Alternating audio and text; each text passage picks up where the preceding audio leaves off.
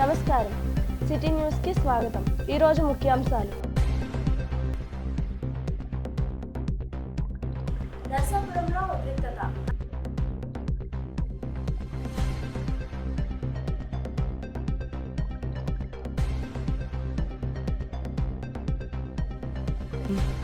గృహ నిర్మాణ శాఖ మంత్రిని కలిసిన ఎమ్మెల్యే నాయకులు.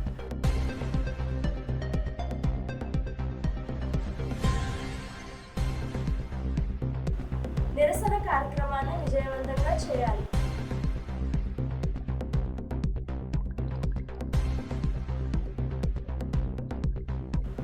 నర్సాపురం తీరంలో విషపు తీగలు.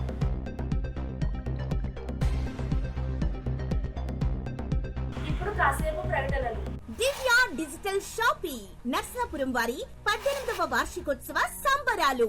దసరా దీపావళి పండుగల శుభాకాంక్షలతో mega exchange and loan mela September 1వ తేదీ నుండి అక్టోబర్ 31వ తేదీ వరకు మాత్రమే. మీ పాత ఏసీ, ఫ్రిడ్జ్, వాషింగ్ మిషన్ ఏదైనా ఎక్స్చేంజ్ చేసుకోండి. మరిన్ని వివరములకు Divya digital shopping, TV and furniture showroom, steamer road, Narsapuram మరియు బ్రాంచ్ శుక్రవారం cloth market, Palakollu. Cell numbers 9948277577 మరియు 9959877577. మళ్ళీ తిరిగి వార్తలకు స్వాగతం. ఎమ్మెల్యే బొమ్మడి నాయకర్ సోమవారం రాష్ట్ర గృహ నిర్మాణ శాఖ మంత్రి కొలుసు పార్థసారథి మర్యాదపూర్వకంగా కలిశారు. నర్సాపురం నియోజకవర్గ ప్రజల తరఫున ఎమ్మెల్యే మాట్లాడుతూ గృహ పథకాలను వీలైనంత త్వరగా అమలులోకి తీసుకువచ్చి అర్హులైన కుటుంబాలకు అందేలా చూడాల్సిందిగా విజ్ఞప్తి చేశారు. అసలు ఏం జరిగిందంటే, నర్సాపురం 28వ వార్డు తుంగపాటి చెరువు వద్ద మంగళవారం ఉదయం ఉద్రిక్తత చోటు చేసుకుంది. తమ నివాసాల మధ్య డంపింగ్ యార్డ్ వద్దంటూ స్థానికులు ఆందోళనకు దిగారు.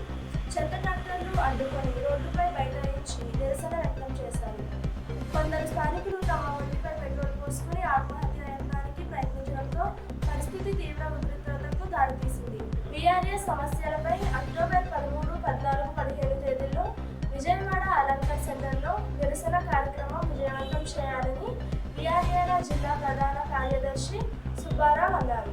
సోమవారం వీఆర్ఏల సంఘం నర్సాపురం మండలం కమిటీ సమావేశాల రావుడి లక్ష్మణరావు ఆధ్వర్యంలో జరిగింది. ఈ సమావేశంలో సుబ్బారావు మాట్లాడుతూ చాలాని వేతనాలతో వీఆర్ఏలు అదనపు పని భారం మోస్తున్నారని అన్నారు. నర్సాపురం తీర ప్రాంతంలో ఇటీవల విషపు తీగలు, గూడులు దర్శనమిస్తున్నాయి.